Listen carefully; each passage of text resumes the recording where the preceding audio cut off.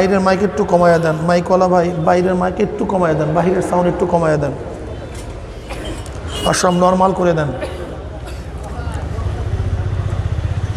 এই মাজলিস অনেক গুরুত্বপূর্ণ, অনেক দামি। আমাদের শায়খ মোর্শেদ নব্বরাল্লাহু মারকাদাহুমরা বলতেন, বাবা কোনো ব্যক্তি হক্কানে উলামায়ে কেরামের বয়ান শোনার জন্য যদি বাড়ি থেকে রওনা করে, বয়ান শেষে আখির মুনাজাত দিয়ে বাড়িতে চলে যায়, তার আমল নামায় 50 লক্ষ নেকের কম লিখাই হতে পারে না। আল্লাহু দাইফু লিমান ইয়াশা, আল্লাহ পাক রব্বুল আলামিন ইচ্ছা করলে 50 লক্ষ কেন 50 কোটি নেক দিয়ে দিতে পারেন। নেক দেওয়ার মালিককে কাজী মাওলার কাছে দোয়া করি, মাওলা হে, যেহেতু আপনি আমাদেরকে মাহফিলে নিয়েই আসছেন, আমাদের খালি আমল নামাকে নেকের দ্বারা পূর্ণ না করিয়া কাউকে এখান থেকে বিদায় দিয়েন না। আল্লাহুম্মা আমিন। আমি যে আয়াত শরীফ তেলাওয়াত করছি, মৃত্যু ব্যক্তিকে দাফন করার সময় আমরা দোয়া হিসাবে পাঠ করি। আসলে কোরআনের আয়াত। মৃত্যু ব্যক্তিকে দাফন করার সময় আমি পাঠ করি কেন, সুন্নাত বা কেন? বিশাল রহস্য, অনেক রহস্য এখানে নিহিত আছে। মৃত্যুর সময় যেন আমরা স্মরণ করি এই কথা, মিনহা খলাকনাকুম, হে গোটা দুনিয়ার মানুষ, আমি তোমাদেরকে একদিন এই মাটির থেকে সৃষ্টি করেছিলাম। মিনহা খলাকনাকুম, এই মাটির থেকে একদিন তোমাদেরকে সৃষ্টি করেছিলাম। অফিহা নুঈদুকুম, কাউকে 1 বছর, কাউকে 100 বছর, কাউকে ধনী বানায়া, কাউকে গরিব বানায়া, কাউকে সুস্থ, কাউকে অসুস্থ, কাউকে জজ, কাউকে আসামি, কাউকে জল্লাদ বানায়া, কাউকে বাদশাহ, কাউকে প্রজা বানায়া, কাউকে সম্মানিত করে, কাউকে অপমানিত করে। অফিহা নুঈদুকুম, আবার একদিন আমি তোমাদেরকে মাটির মধ্যে নিয়ে আসবো। অমিনহা নুখরিজুকুম, এবং আমি এই মাটির থেকে একদিন তোমাদেরকে বের করব তারাতান উখরা, দ্বিতীয়বার। এই আয়াতের মধ্যে বহুত কথা, অনেক কিছু, যা বলার সময়ও নাই, এলেমও নাই, আপনাদের ধৈর্য নাই, উভয়ের অভাব। মিনহা খলাকনাকুম, আমি তোমাদেরকে সৃষ্টি করেছি। যেহেতু স্রষ্টা পাওয়া গেছে, নিশ্চয়ই সেখানে সৃষ্টি আছে। যেখানে সৃষ্টি আছে সেখানে আমার সাথে সাথে জবাব দিবেন। যেখানে ধোঁয়া আছে সেখানে, যেখানে সৃষ্টি আছে সেখানে, যেখানে স্রষ্টা আছে সেখানে লাজেম, মালজুম। একটাই আরেকটাকে প্রমাণ করে। মানুষটা জাতা, তার মানে এর মধ্যে শরীরও আছে, রুহ আছে। ব্যক্তি মৃত্যু, কি নাই? রুহ নাই। মৃত্যুই প্রমাণ করে ব্যক্তির রুহ নাই। জ্যান্তই প্রমাণ করে ব্যক্তির মধ্যে রুহ আছে। মিনহা খলাকনাকুম, আমি তোমাদেরকে সৃষ্টি করেছি। কে দাবি করছেন? আল্লাহ। এখন আপনাদের ধারণা কি স্রষ্টা আল্লাহ কি আল্লাহ না?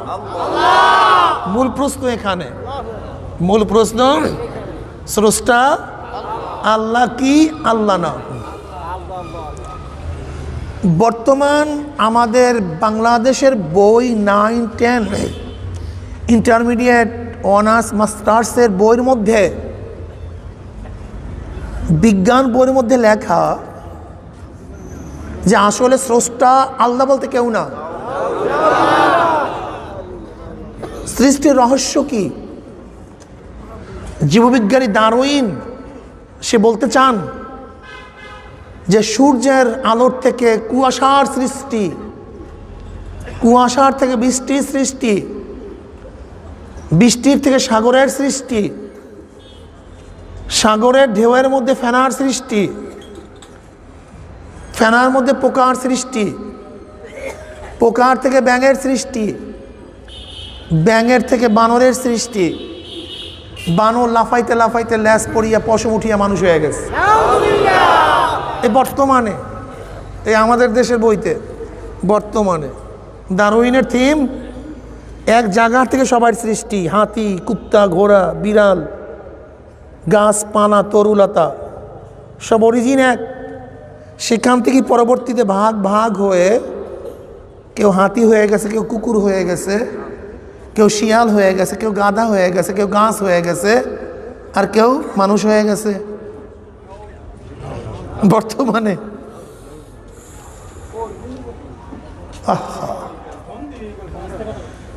ডারউইনের থিওরি কি বর্তমানে বইতে দেখলাম, নিজে পড়লাম যে ধর্মের আবিষ্কারক করে ধর্মীয় কিছু পণ্ডিতরা ওই মূর্খতার জমানায় যখন বানর এবং মানুষের মধ্যবর্তী ছিল, মানে আরেক স্টেপের পরই বানরটা কি হয়ে যাবে, মানুষ হয়ে যাবে, তখন ওই বানর সমাজপতি মানুষকে কন্ট্রোল করার জন্য ধর্ম আবিষ্কার করছে।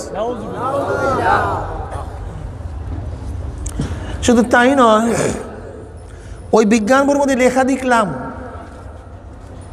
যে ধর্মীয় কোনো গ্রন্থ আল্লাহ প্রদত্ত না, আল্লাহ নাজিলকৃত না, বরং ওই পণ্ডিত, ওই নেতা মানুষদেরকে কন্ট্রোল করার জন্য ধর্মের প্রবক্তা সে, আর ধর্মকে পরিচালনা করার জন্য সে ধর্মীয় গ্রন্থ সে রচনা করছে। বর্তমান বইয়ের মধ্যে আপনি আমি কয়জনকে বয়ান শোনাবো, কয়জন ওয়াজ করব, অথচ গত বছর শুধু মেট্রিকে পরীক্ষা দিয়েছে 21 লক্ষ ছেলে মেয়ে, 21 লক্ষ, ইন্টারমিডিয়েটে 13 লক্ষ, 5 বছরে শুধু মেট্রিক পরীক্ষা দেয় 1,05,00,000। বুঝেন নেই? এরাই সমাজপতি, এরাই ম্যাজিস্ট্রেট, এরাই ডিসি, এরাই প্রশাসন, এরাই জজ, এরাই শিক্ষিত সমাজ। মাথার মধ্যে একটা বীজটা কি? আমাদের স্রষ্টা আল্লাহ বলতে ধর্মের প্রবক্তা আল্লাহ ধর্মীয় গ্রন্থ কি লেখছে উই। বুঝেন? একে সুন্দর বয়ান করো, এবার মসজিদ করো, দাড়ি রাখো, টুপি পরো, এমন একদিন আসবে যেই দিন ওরা জানবে আমাদের পূর্বপুরুষ মুসলমান ছিল। বুঝেন না? ঢাকার হাজারো পরিবার, শুধু ঢাকায় কেন, প্রত্যন্ত অঞ্চলের বাংলাদেশের প্রত্যেকটা জেলায়, প্রত্যেকটা থানায়, প্রত্যেকটা ইউনিয়নে এমন অনেক ঘর আছে, অনেক ঘর আছে যে ঘরের একজন সদস্য কলেমা জানে না। একজন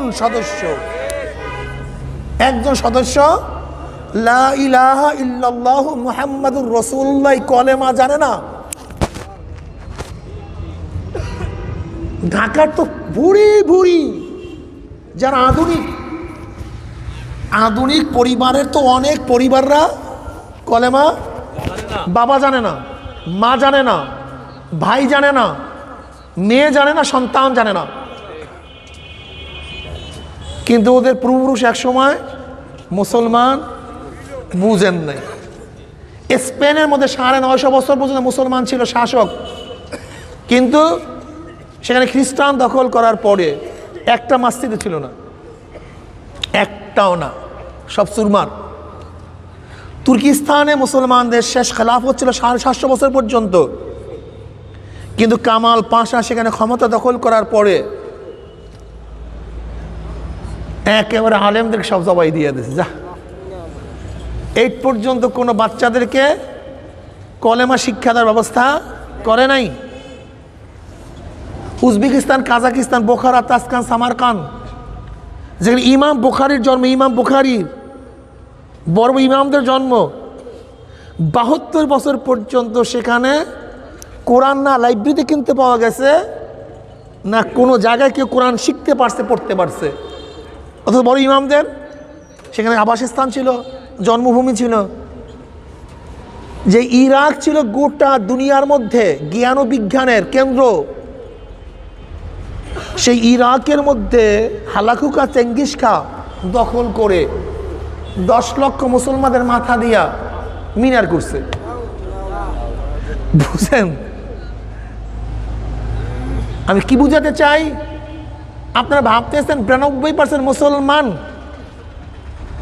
এর মধ্যে কয়জন মুসলমান? এত নামধারী মুসলমান অধিকাংশ। অধিকাংশ কি রাগ করিয়েন না বাবা। আমার তো মনে হয় পাড়ার মধ্যে যারা একটু ইসলাম প্রিয় তারাই মাহফিলে আসছি। যারা ইসলাম খিসলাম মানে না, এরা মাহফিল ঠাফেলে আসে না। এই লোকগুলি মোটামুটি পাড়ার মধ্যে একটু ইসলামী ভাবাপন্ন। যদি এদের মধ্যে প্রশ্ন করি কয়জনের পর্দা আছে, দেখবেন জাফা জাপ খালি লাল কালি। কথা বলেন জাফা জাপ লাল কালি। যদি বলি 5 ওয়াক্ত নামাজ কাজা হয় না 1 ওয়াক্ত, কয়জন আছে? জাফা জাপ লাল কালি। যদি বলি 5 ওয়াক্ত নামাজ তো পড়ি, কিরাত কয়জন সহি আছে? জাফা জাপ লাল কালি। যদি বলি নামাজ তো পড়ি, হালাল রুজি কয়জনে কামাই করি? ওরে আল্লাহ রে, জাফা জাপ লাল কালি। যদি বলি নামাজে তো যাই, কিন্তু হালাল রুজি কয়জন আর আছে? কি বুঝে? জাফা জাপ লাল কালি।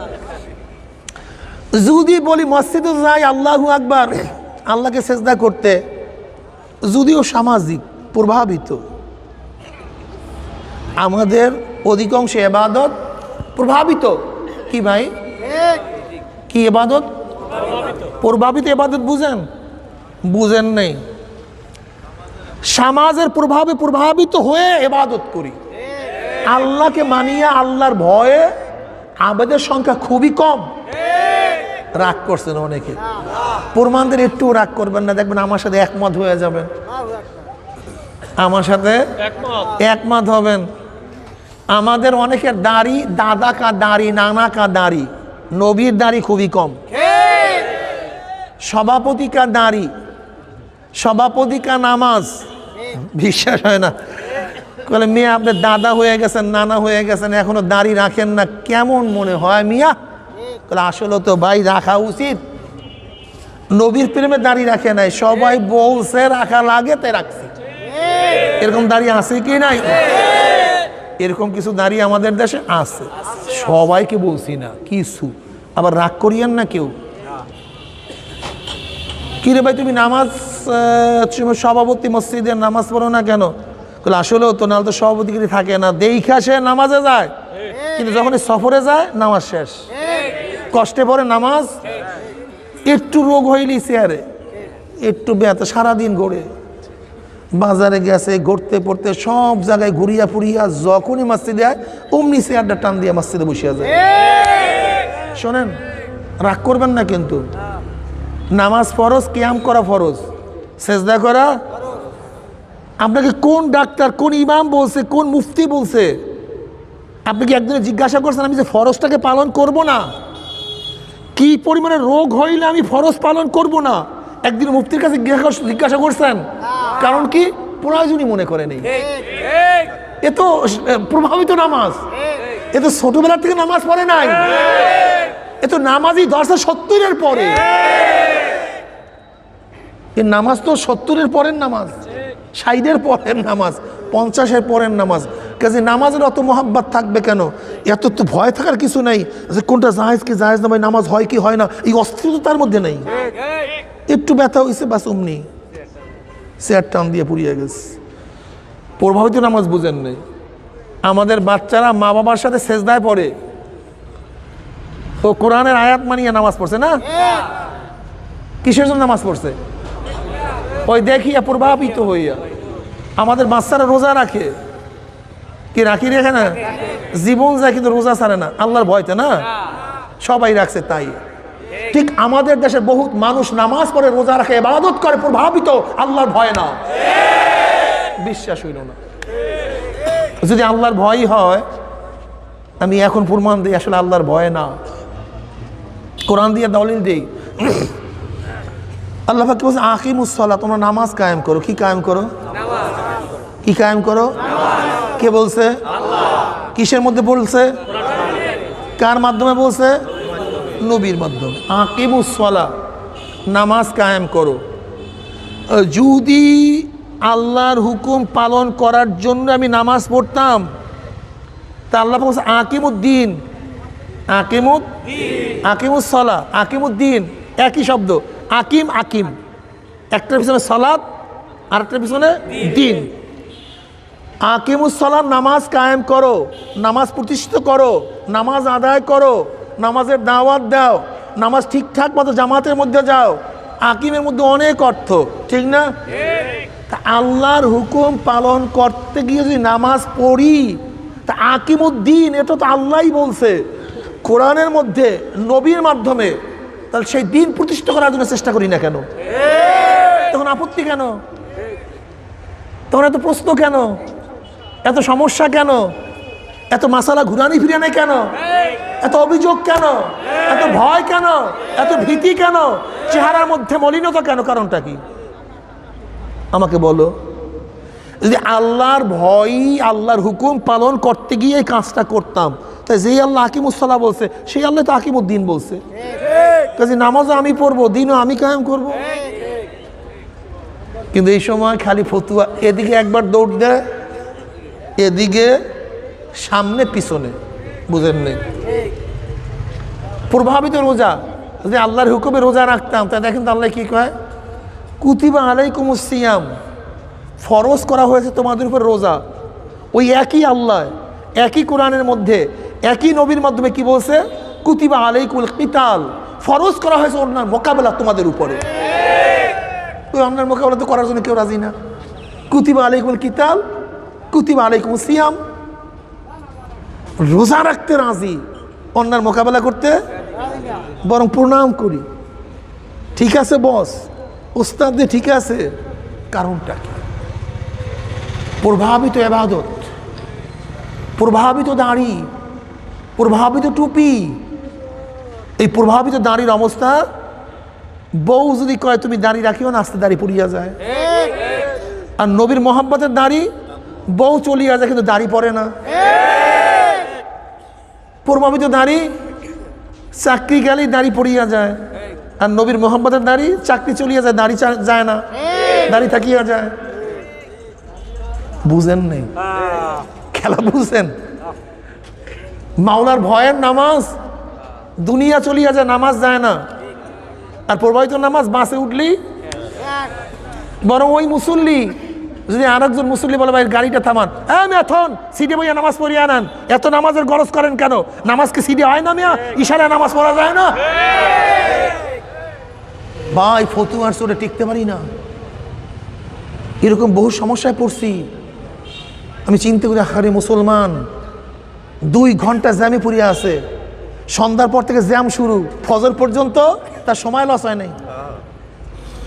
ফজর পর্যন্ত সময়, চাকরি চাক্কা পাঞ্চাল হয়ে আধা ঘন্টা, ওর পিস্টন নষ্ট হয়ে 10 ঘন্টা, গাড়ি পরিবর্তন করিয়ে আনছো, গাড়ি শেষ, যাইতেই পারবে না। তখন চিল্লিয়ে নাই। কিন্তু যখনই বল ভাই 10 মিনিট নামাজের জন্য, আমি সময় নাই মিয়া, আমার চাকরি যাইবে, প্লেন ছাড়বে, অমুক তমুক, পরে পড়িয়া নিয়েন, আল্লাহ দেখে না কি এরকম পড়ছেন না আমরা সময়? সেগুলো ও তো প্রভাবিত, আল্লাহর ভয় না। দেখেন আমরা যারা ভালো মানুষগুলি, ইসলাম প্রিয়, তার এখানে আসছি, তাদের অবস্থা এই হয়, তা যারা ঢোকে না তাকে অবস্থাটা কি করবে?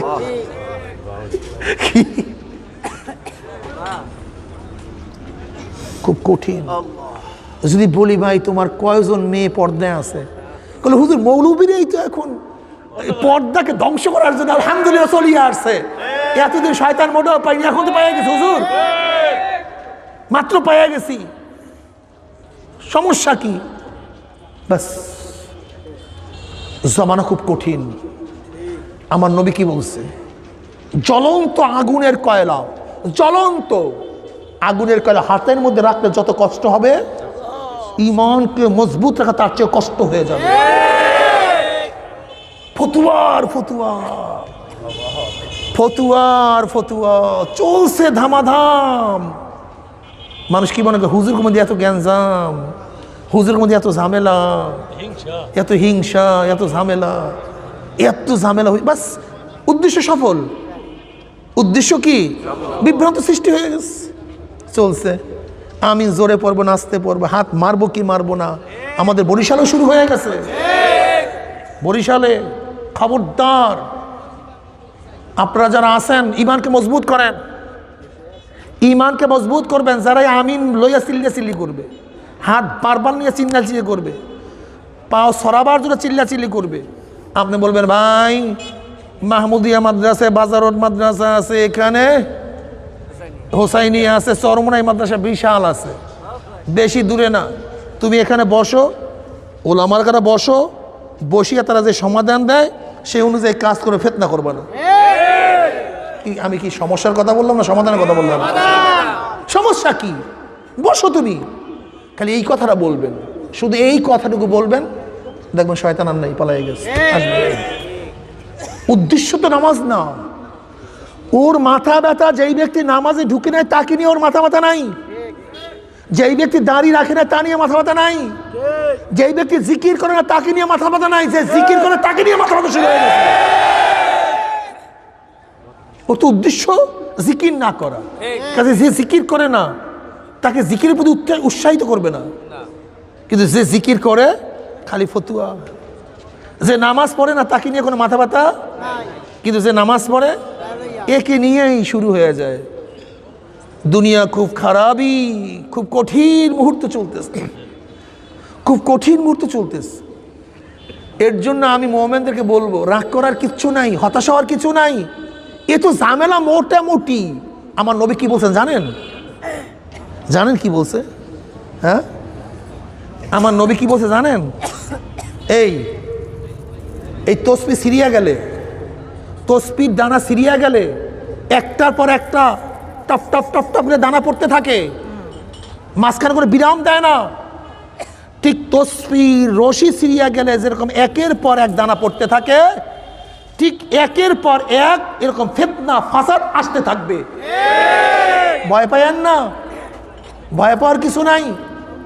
শুধু তাই নয়, মানুষ খারাপ হইতে হইতে, মুসলিম শরীফের হাদিস, লা তাকুমুস সাআহ হাত্তা ইয়াকুলু ফিল আরদি আল্লাহ আল্লাহ। গোটা দুনিয়ার মধ্যে একজন মানুষও আমাকে আল্লাহ কইয়া ডাক দেওয়া, আল্লাহকে আল্লাহ কইয়া ডাক দেওয়ার মতো একজনও থাকবে না। তখন আমার মাওলায় আসমানকে ভাঙ্গিয়া দেবে, জমিনকে ধসাইয়া দেবে, সব চুরমার করিয়া দেবে। গোটা দুনিয়ার মধ্যে এই কোটি কোটি মানুষ থাকবে, কিন্তু আল্লাহকে আল্লাহ বলিয়া ডাকার একজনও থাকবে না। মানুষ ভালোর দিকে যাবে না খারাপের দিকে যাবে? কথা বলেন না কেন? কাজে বর্তমান জমানায় যে যেইভাবেই কথা বলুক না কেন, মনে করবেন খারাপের দিকে যাইতেছে। এরা আগেকার ওলামায়ে কেরামকে গালি দিবে, আমার নবীর হাদিস, আকাবেরদের গালি দিবে, ফিতনা ছড়াইয়া দিবে, সমস্যা সৃষ্টি করবে। নাস্তিকরা ফিতনা সৃষ্টি করতেছে খালেককে অস্বীকার করে, আর কেউ সৃষ্টি করতেছে খালেকের উজুদের মধ্যে, সিফাতের মধ্যে। কোন দিকে যাব? এখন আপনাদের ধারণা কি স্রষ্টা আছে কি না? জোরে বলেন। ঈমান মজবুত করেন। ওদেরকে প্রশ্ন ছড়িয়ে দেন, ওই দারউইনের গোষ্ঠীকে প্রশ্ন ছড়িয়ে দেন যে ভাই বিজ্ঞানের নাম তো যুক্তির নাম, যুক্তির নাম তো বিজ্ঞান, যুক্তির নাম কি? ব্যাং তো পরিবর্তন হয়ে বানর হয়ে গেছে, তো ব্যাঙের অস্তিত্ব আসতো কোথার থেকে? সে তো পরিবর্তন হয়েই গেছে। ওকে যুক্তি দেন। বানর পরিবর্তন হয়ে মানুষ হয়েছে, তা বানর আসতো কোথার থেকে? সে তো পরিবর্তন হয়েই গেছে। কি কথা বলেন না কেন? পারবে এই যুক্তি খণ্ডাতে? এই যুক্তি খণ্ডাতে পারবে না। কিন্তু আজকে আমাদের মুসলমানদের মনের মধ্যে, আস্তিকদের মধ্যে নাস্তিকতার বীজ বপন করা হইতেছে। আল্লাহ আছে, ঠিক না? আচ্ছা, আমাদের সবাই মৃত্যু হবে কি হবে না? মৃত্যু হলে কোথায় যাব? তা বলতে পারেন হুজুর, কবরে তো সব পচিয়া গলিয়া পুড়িয়া সব ধ্বংস হয়ে যায়, চিহ্ন থাকে না, আবার উঠাবে কিভাবে? প্রশ্ন আছে কি নেই? তুমি তাকে জবাব দাও। তারা তো উখরা বলছে আল্লাহ পাক দ্বিতীয়বার, তার মানে কারেক্ট কি বলছে? তারা তো উখরা, আল্লাহ পাক তোমাকে নিঃস্বর থেকে, অস্তিত্বহীনের থেকে আবার দ্বিতীয়বার অস্তিত্বে আনবেন। তার মানে প্রথম আমরা অস্তিত্বহীন থেকে অস্তিত্বে আসছি। প্রথম যেই মাওলায় তোমাকে প্রথম অস্তিত্বহীনের থেকে অস্তিত্বে আনতে পারলেন, সেই মাওলায় দ্বিতীয়বার অস্তিত্বহীন করে তোমাকে অস্তিত্ব আনতে পারবে না? ওকে বলেন তুমি দ্বিতীয়বার উঠার চিন্তা মাথা খারাপ হয়ে গেছে, তাই প্রথমবার আসলা কেন সেই চিন্তা করো না কেন? যেই মাওলায় প্রথম অস্তিত্বহীন থেকে, যার মধ্যে চোখের কোনো অস্তিত্ব, আমার মূল মেটালের মধ্যে চোখের কোনো অস্তিত্ব, জোরে বলেন, নাকের, কানের, জিহ্বার, চেহারা কোনো আকৃতি, মস্তিষ্ক, হার্ট, লাংস, কিডনি, রক্ত, ব্লাড, হাড্ডি, যেই মাওলা পাক রব্বুল আলামিন প্রথম তোমাকে অস্তিত্বহীন থেকে চক্ষু দান করতে পারছে, কান দান করতে পারছে, জবান দান করতে পারছে, হার্ট লাংস বানাইতে পারছে, যেই মাওলায় তোমাকে রক্ত দানাইতে পারছে, একই ডাইস থেকে 5 টাকার ডাইস থেকে 5 টাকার নোট বের হয়, 10 টাকার থেকে, কথা বলেন না কেন, 100 টাকার থেকে। অথচ আমার মায়ের ডাইস একটা, আমরা 7 ভাই এক ডাইসে থেকে দুনিয়াতে বের হয়েছি, এক ভাইয়ের চেহারার সাথে আর এক ভাইয়ের চেহারার কোনো মিল না। আল্লাহ, ও মাওলা, তুমি কেন বুঝো না? এক ফরমার থেকে একই ডিজাইনের ইট বের হয়, একই ডিজাইনের মাল বের হয়, কিন্তু আমার মায়ের থেকে আমরা 7 ভাই বের হয়েছি, একজনের চেহারার সাথে আর একজনের চেহারার মিল নাই, গলার সাথে মিল নাই, দিমাগের সাথে মিল নাই, চোখের সাথে মিল নাই। তুমি কি জানো গোটা দুনিয়ার মধ্যে যত মানুষের যত চক্ষু আছে, প্রত্যেকটা চক্ষু আলাদা আলাদা, আই টেস্ট সব আলাদা আলাদা, ছোট্ট একটা চক্ষু। ও মাওলা, তোমাকে কেন চিনি না?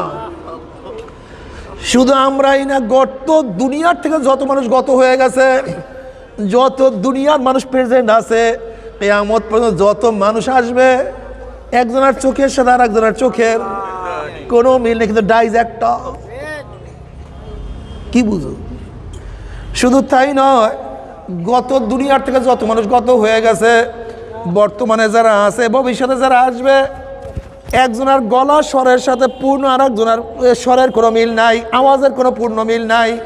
আল্লাহ তুমি কবুল করিয়া নাও। গত মানুষ যত চলিয়া গেছে, যা আছে যা আসবে, হাতের বৃদ্ধি আঙ্গুলির একটুখানি জায়গা, এক সিকি পরিমাণও না, এক সিকি পরিমাণ। আল্লাহকে চেনো না? অফি আনফুসিকুম আফালা তুবসিরুন, আমি তো তোর মধ্যেই আছি, তুই কেন দেখোস না? আমি তোর মধ্যে, আমি তো তোর মধ্যে। আসলে গবেষণা নাই, গবেষণা নাই, ছোট্ট একটা জায়গা। আমাকে বলেন তো জ্ঞানীরা, বৃদ্ধাঙ্গুলি সিকি পরিমাণের জায়গা, আপনি কত রকমের রেখা ঘুরাবেন, কত রকমের, কত ধরনের, কত ডিজাইনে ঘুরাবেন? অত যত মানুষ চলিয়ে গেছে, যত মানুষ আসছে, যত মানুষ হাতের ছাপের সাথে পূর্ণ। বুঝেন কি? ভাবতেছেন কি আমার মাওলাকে? চিনেন আমার মাওলাকে? শুধু তাই নয়, বিজ্ঞানীরা বলতে আছে, গোটা দুনিয়া যত মানুষ চলিয়ে গেছে, যা আছে যা আসবে, একজনের পশমের সাথে আর একজনের পশমের মিল নাই।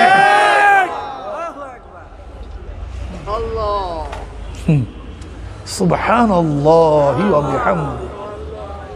আমার মাওলাকে, আমার মাওলা কত মহান, মাওলা কত হিকমতওয়ালা, কত জ্ঞানী, কত শক্তি। আমার মাওলা পাক রব্বুল আলামিন অস্তিত্বহীন থেকে তোমার সেই মূল মেটালের মধ্যে হার্ট দান করছে, লাঞ্চ দান করছে, লাঞ্চ দান করছে, রক্ত দান করছে, ব্লাড দান করছে, হাড্ডি দান করছে, মেজাজ দান করছে, মস্তিষ্ক দান করছে, জেহেন দান করছে।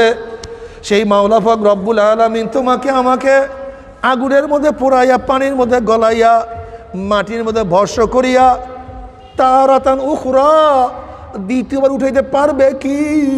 পারবে না।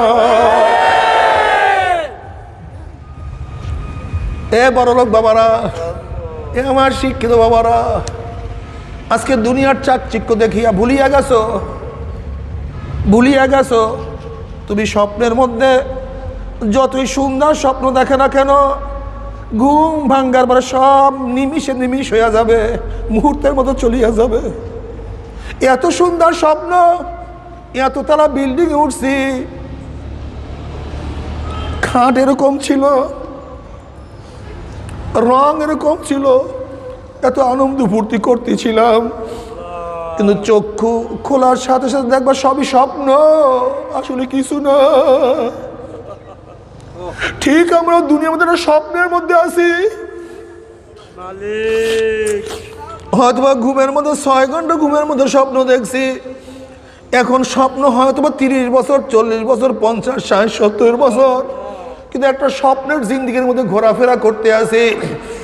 যখনই চক্ষু বন্ধ হয়ে যায়, ফাসাও ফাতারা ইজিন কাশাফাল গুবারো আফানাসুন তাহতা রিজলিকা আমেবারো, অন্ধকার দূর হও, তখন তুমি বুঝবা তুমি ঘোড়ার উপরে না গাধার উপরে শোয়ার অবস্থায় আছো।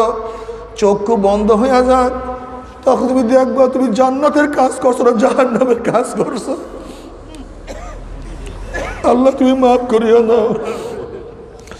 আমার জ্ঞানী বাবারা, আমার পর্দায় মা বোনেরা, আমার যুবক বাবারা, মানুষ যখন মৃত্যু আসার খাইয়া পড়িয়া যাবে, আল্লাহ পাক ডাক যে ফেরেশতারা আমার এই বান্দা এত সাধনা করিয়া কোন জান্নাত কামাই করছে, খবরদার ওই জান্নাত খানা না দেখাইয়া রুহটাকে কবজ করিস না। আল্লাহর কসম করিয়া বলিয়া থুইয়া গেলাম, আল্লাহ পাকের মোমেন বান্দাবান্দি হঠাৎ স্বপ্নের মধ্যে দেখতে পারবে জান্নাতের দরজাগুলি টাস টাস করিয়া খুলিয়া গেছে, জান্নাতের হুর গেলমানরা জাওয়াহিরের মালা নিয়ে দাঁড়ায় রইছে, বলবে আল্লাহ তাখাফু ওয়ালা তাহজানু ওয়া আবশিরু বিল জান্নাতিল্লাতী কুনতুম তুআদুন। এ আল্লাহ পাকের মোমেন বান্দাবান্দি কোনো ভয় নাই, কোনো চিন্তা নাই, এত সাধনা করে কোন জান্নাত কামাই করছো, ওই যে দেখো সেই জান্নাত, ওই জান্নাত দেখার সাথে সাথে আল্লাহ পাকের মোমেন বান্দা বান্দা রুহুটা পাগলের মতো জান্নাত থেকে দৌড় মারবে। কখন যে শরীরের থেকে রুহু বাইর হইয়া যাইবে, আল্লাহ পাকের মোমেন বান্দা বান্দা কোনো কিছু টেরো করতে পারবে না। আল্লাহ আল্লাহ তুমি আমাদের সবাইকে মাফ করিয়া দাও। কিন্তু নাফরমান বদমাশ বেঈমান যখন মৃত্যু আসার খাইয়া পড়িয়া যাবে, আল্লাহ পাক ডাক দিয়ে ফেরেশতারা এই নাফরমান নামাজ কাজা করিয়া রোজা সারিয়া দিয়া বেপরদা জেনার মধ্যে লিপ্ত হইয়া সুদ ঘুষ গ্রহণ করিয়া দুনিয়ার ক্ষমতার পিছনে ঘুরিয়া কোন জাহান্নাম কামাই করছে, খবরদার ওই জাহান্নাম খানা না দেখে রুহটাকে কবজ করিস না। আল্লাহর কসম করিয়া বলিয়া থিয়া গেলাম, নাফরমান বদমাশ বেঈমান হঠাৎ স্বপ্নের মধ্যে দেখতে পারবে জাহান্নামের দরজাগুলি টাস টাস করিয়া খুলিয়া গেছে, জাহান্নামের আগুন ধাউ ধাউ ধাউ ধাউ করে জ্বলতে আছে। বাবারে বিপদ দেখলে মানুষের পাগলা কুকুর কাউকে তাড়া দিলে মানুষের হুঁশ থাকে না, কোনো বাঘ পড়িয়া গেলে মানুষের হুঁশ থাকে না। যখন নাফরমান দেখবে আজরাইলের মাথা আসমানে, পাও তার জমিনে, এক হাত মা শিকার, এক হাত মাগরিবে, নাক মুখ দিয়া শুধু আগুনের সিলকি বাইর হইতে আছে। নাফরমান হুঁশ থাকবে না, রুহটা থরথর থরথর করে কাঁপতে থাকবে। আজরাইল আলাইহিস সালাতু ওয়াস সালাম গোসাই রুহটার পরে এমন ধরে থাবা মারবে, থাবার সরে কলিজার রগগুলি সিরিয়া সিরিয়া নিয়ে যাইবে। ও বড় লোক বাবারা, তুমি আমেরিকায় গিয়ে চিকিৎসা করাও না কেন, লন্ডন গিয়ে ওপেন হার্ট সার্জারি করো না কেন, তোমার কিডনি পরিবর্তন করুক না কেন, বেলা সব চেঞ্জ করুক না কেন, তোমাকে যতই কোরআন খাওয়াক না কেন, তোমাকে যতই সিলাইন পুশ করুক না কেন,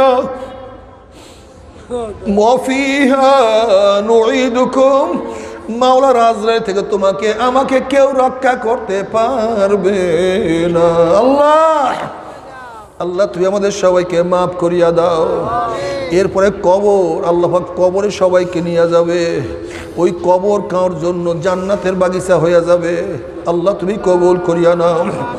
কার জন্য হুফরাতুম মিন হুফারাইন নার, একটা জাহান্নামের কুয়া হইয়া যাবে। এ আমার বন্ধুরা, এ আমার মা বোনেরা, আজকে একেবারে একা থাকতে ভয় লাগে। আজকে রাত্রে একা জঙ্গলের মধ্যে যাইতে ভয় লাগে।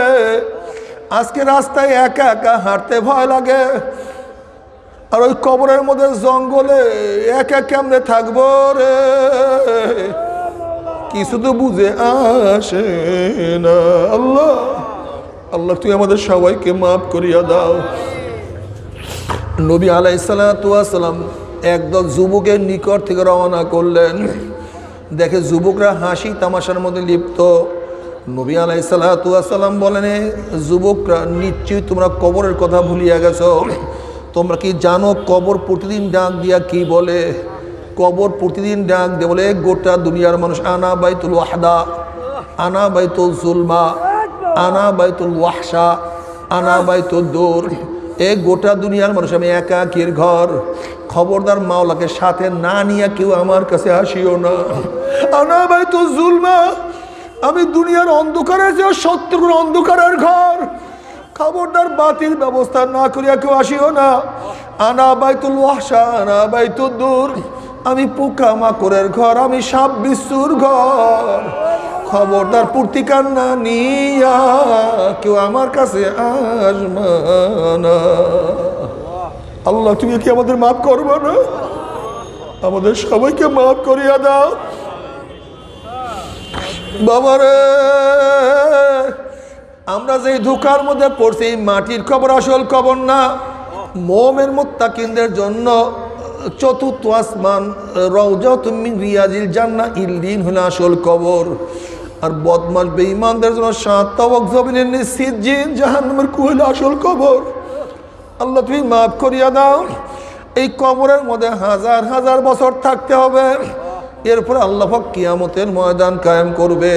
ফাআম্মা মান উতিয়া কিতাবাহু বিয়ামিনিহি ফায়াকুলু ইয়া লাইতানি فأما من أوتي كتابه بيمينه فيقول هاؤم اقرءوا كتابيا إني ظننت أني ملاق حسابيا فهو في عيشة راضية في جنة عالية قطوفها دانية كلوا واشربوا هنيئا بما أسلفتم في الأيام الخالية। আল্লাহ তুমি কবুল করিয়া নিও। যাদের আমল নামা ডাইন হাতে পড়িয়া যাবে, তারা বাবার কাছে নিয়ে দৌড় দিবে, দেখো আমার আমল নামা কত সুন্দর। মার কাছে দৌড় দিবে, দেখো মা আমার নামাজ কত সুন্দর, দেখো আপু আমার নামাজ কত সুন্দর, রোজা কত সুন্দর। হাউ মুকরাউ কিতাবিয়া, পড়িয়া দেখো আমার আমল নামার কত সুন্দর ন্যাক চলে আসছে। আমি দুনিয়ার মধ্যে প্রত্যেকটা কদম বাড়াবার আগে চিন্তা করতাম কিয়ামতের ময়দানে আমার প্রত্যেকটা কথা এবং কাজের হিসাব দিতে হবে। আমি ওই হিসাবের দিনকে খেয়াল করিয়া তারপর কথাও বলতাম, কাজও করতাম। আল্লাহ পাক তাকে জান্নাতের ফয়সালা দিতে। আল্লাহ তুমি কবুল করিয়া নাও। ওয়া আম্মা মান উতিয়া কিতাবাহু বিশিমালিহি ফায়াকুলু ইয়া লাইতানি লাম উতা কিতাবিয়া ওয়া লাম আদরি মা হিসাবিয়া ইয়া লাইতাহা কানাতিল কাযিয়া মা আগনা আন্নি মালিয়া হালাকান্নি সুলতানিয়া খুযুহু ফাকুল্লুহু সুম্মাল জাহিমা সাল্লুহু সুম্মা ফি সিলসিলাতিন যারউহা 70 যিরাআন ফাসলুকুহু। যাদের আমলনামা বাম হাতে পড়িয়া যাবে, বাম হাতটা সিরা ফারিয়া পিছনের দিকে চলিয়া যাবে। আল্লাহ তুমি মাফ করিয়া দাও। নাফরমান বলবে, আফসোস আমি যদি আমার আমলনামা না পাইতাম, আফসোস কবর যে আমার শেষ ঠিকানা হইয়া যাইত। আহারে আমার মাল আমাকে কোনো উপকার করতে পারলো না, আমার ক্ষমতা ধ্বংস হয়ে গেল। আল্লাহ পাক বলবে, নাফরমানকে ধর, ওরে 70 গজ আগুনের শিকল দিয়া বান্ধিয়া ফেলা। নাফরমানকে 70 গজ আগুনের শিকল দিয়া উল্টা বিলে বান্ধিয়া টানতে টানতে জাহান্নামের মধ্যে নিক্ষেপ করবে। জাহান্নামের মধ্যে জাহান্নামে লোক পড়ার পরে 70 বছর পর্যন্ত জাহান্নামে সে যাইতেই থাকবে, যাইতেই থাকবে, যাইতেই থাকবে। আবার সহ্য করতে পারবি? ওই আযাব তো কেউ সহ্য করতে পারবো না। আল্লাহ আল্লাহ তুমি আমাদের সবাইকে মাফ করিয়া দাও। তবে মোমেন মুসলমান বলতে সবাই মনে চায় গুনার থেকে ফিরিয়া নেক আমল করিয়া মাওলার জান্নাত কিন্তু সবাই যাইতে মনে চায়। গুনা নিয়া মাওলার জাহান্নামে কাউরি কিন্তু যাইতে মনে চায় না। কিন্তু কেনই বা আমরা নেক আমল করতে পারি না, কেনই বা গুনার কাম ছাড়তে পারি না? এর মূল কারণ হলো আপনার এবং আমার পিছনে নফস এবং শয়তান লাগিয়া রইছে। এই নফস এবং শয়তানকে ফেরার জন্য যে কোনো একজন হক্কানি আল্লাহর ওলি হাতে হাত দিতে হবে রে বাবা। খবরদার, বর্তমান জমানায় পীর মুরিদে ভেজাল, ব্যবসা, দলাদলি, হিংসা, হাসাদে পরিণত হয়ে গেছে। সমস্ত আল্লাহর নেকমত, যেই পীরের 5 জন মুরিদের মধ্যে কম পক্ষে 3 জনকে দেখবা আলহামদুলিল্লাহ সুন্নাত মুআফিক আমল আকলাক মজবুত হইয়া যাইতে আছে, গুনার কাম ছাড়তে আছে, নেকের আমল ধরতে আছে, কলম নরম হইয়া চোখে পানি আসতে আছে। বৃক্ষতর নাম কি, ফলে পরিচয়। আমি চরমোনায় বুঝি না, চরমোনার দাওয়াত, প্রশংসা, প্রচার প্রসার করার জন্য আসেনি রে বাবা। চরমোনায় যাওয়ার তোমার কোনো দরকার নাই, কোনো দরকার নাই, কোনো দরকার নাই। তুমি যার কাছে গিয়া পারো গুনার কাম ছাড়ো, নেকের আমল ধরো, কলব নরম করিয়া চোখে পানি নিয়া মাওলার কবরে যাইও। যেরকম দুনিয়ার ঘরে আগুন লাগলে পানি ছাড়া নিবানো যায় না, ঠিক তদ্রুপ তোমার এবং আমার গুনার দ্বারা যেই জাহান্নামের আগুন জ্বলিয়া রইছে, চোখের পানি ও ছাড়া কিন্তু জাহান্নামের আগুন নিবানো সম্ভব না। কাজী বাবা আমার জন্য দোয়া চাই, আমিও দোয়া করি, সবাই সবার জন্য প্রাণ খুলিয়া দোয়া করো, যেন কিয়ামতের ময়দানে গলাগুলি বাঁধিয়া মাওলা একসাথে জান্নাতে যাওয়ার তৌফিক দিয়া দেয়। আল্লাহুম্মা আমিন, আল্লাহুম্মা আমিন। ও আমার পর্দারা মা বোনেরা, 2 হাত তুলিয়া মাওলার দরবারে কান্দো আর মাওলার কাছে মাপ চাও। কান্না না আসলে মনের ভিতরে মন, একদিন এই ঘরের দরজাতে নতুন বউ হইয়া উঠছিল রে মন। কত মেয়ে লোকে শরবত খাওয়াইছে, কত মেয়ে লোকে মাথাস করছে। আমার একদিন এই ঘরের দুয়ার দিয়া মরা লাশ হইয়া বাইর হব, ছেলে কানবে মামা করে, মেয়ে কানবে মামা করে, ওরে মন জবাব তো আর দিব না। আল্লাহ আল্লাহ কত আলেম ওলামাকে নিয়ে হাত তুললাম রে মাওলা। আল্লাহ কত সাদা দাড়িওয়ালা ভাইদেরকে নিয়ে হাত তুললাম রে মাওলা। আল্লাহ কত বিগুনার নাবালিক তালবি আলিম ভাইদেরকে নিয়ে হাত তুললাম রে মাওলা। আল্লাহ কত জাকিরিন শাকিরিন খাস খাস বন্দাদেরকে নিয়ে হাত তুললাম রে মাওলা। আল্লাহ আমি তো গুনাহগার, আমার দিকে না তাকাইয়া তোমার যেই বন্দার হাত পছন্দ হয় তার উসিলে আমাদের সবার গুনাহ খাতা মাফ করে দাও। আল্লাহ আল্লাহ তুমি মাফ করবাই না, ক্ষমা করবাই না। তাহলে তোমার বন্দার এখানে কেন আসছে? কি পাওয়ার জন্য আসছে? কি চাওয়ার জন্য আসছে? আমরা দুনিয়া পাওয়ার জন্য আসি না, দুনিয়া চাওয়ার জন্য আসি নাই, দুনিয়ার বিপদে পড়িয়া কেউ আসি নাই। কেউ নামাজ কাজা করিয়া ফেলাইছি, কেউ রোজা ছাড়িয়া দিছি, কেউ বেপর্দা জেনার মধ্যে লিপ্ত হয়ে গেছে, কেউ হারাম কবিরা গুনাহ করিয়া ফেলাইছি। আল্লাহ আমরা জাহান্নামের কাজ করিয়া ফেলাইছি। আল্লাহ জাহান্নামের খাতার থেকে আমাদের নামটা কাটিয়া দাও। আল্লাহ জাহান্নামের খাতার থেকে আমাদের নামটা কাটিয়াই দাও।